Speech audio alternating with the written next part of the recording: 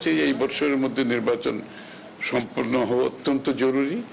আগামী দিনে একটি নির্বাচিত সরকারের হাতে ক্ষমতা হস্তান্তর করে বাংলাদেশে গণতান্ত্রিক প্রক্রিয়া অব্যাহত রাখার জন্য চলতি বছরের মধ্যেই নির্বাচন হওয়া জরুরি। অগণতান্ত্রিক প্রক্রিয়ায় দেশ বেশি দিন চলতে পারে না। ইউরোপীয় ইউনিয়নের রাষ্ট্রদূত মাইকেল মিলারের সঙ্গে বৈঠক শেষে এমনটা জানান বিএনপির স্থায়ী কমিটির সদস্য আমির খসরু মাহমুদ চৌধুরী। এ সময় প্রয়োজনীয় সংস্কার শেষে নির্বাচনের গুরুত্ব তুলে ধরা হয় ইউরোপীয় ইউনিয়নের কাছে। গুলশানে দলীয় চেয়ারপারসনের কার্যালয়ে ইউরোপীয় ইউনিয়নের রাষ্ট্রদূত মাইকেল মিলারের সঙ্গে বৈঠক করে বিএনপি। যাতে অংশ নেন দলটির মহাসচিব মির্জা ফখরুল ইসলাম আলমগীর, স্থায়ী কমিটির সদস্য আমির খসরু মাহমুদ চৌধুরী, ডক্টর আব্দুল মঈন খান, চেয়ারপারসনের পররাষ্ট্রনীতি বিষয়ক বিশেষ সহযোগী শামা ওবায়েদ। বৈঠক শেষে বিএনপির স্থায়ী কমিটির সদস্য আমির খসরু মাহমুদ চৌধুরী জানান, আগামী নির্বাচন নিয়ে ইউ রাষ্ট্রদূতের সঙ্গে আলোচনা হয়েছে। নির্বাচন প্রশ্নে তুলে ধরা হয় দলটির অবস্থান।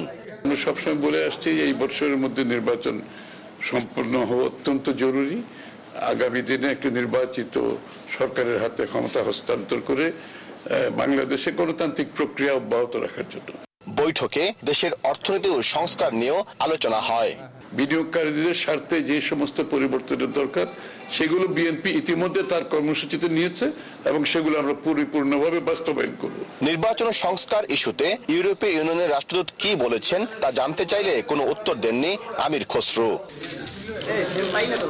এদিকে লেবার পার্টির সঙ্গে বিএনপির লিয়াজু কমিটির বৈঠক শেষে কথা বলেন বিএনপির স্থায়ী কমিটির সদস্য নজরুল ইসলাম খান। গণতন্ত্রের স্বার্থে প্রয়োজনীয় সংস্কার শেষে নির্বাচন দিতে সরকারের প্রতি আহ্বান জানান তিনি।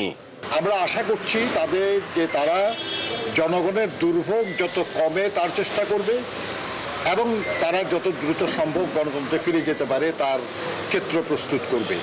সীমান্তে ভারতীয় বিএসএফ এর কাঁটাতারের বেড়ার বিষয়ে জানতে চাইলে তিনি বলেন, সীমান্তে যে কোনো পদক্ষেপের আগে দুই দেশের আলোচনা হওয়া দরকার। দুই প্রতিবেশী রাষ্ট্রের মধ্যে আলোচনা হওয়া দরকার। সাইফুল ইসলাম, নিউজ 24, ঢাকা।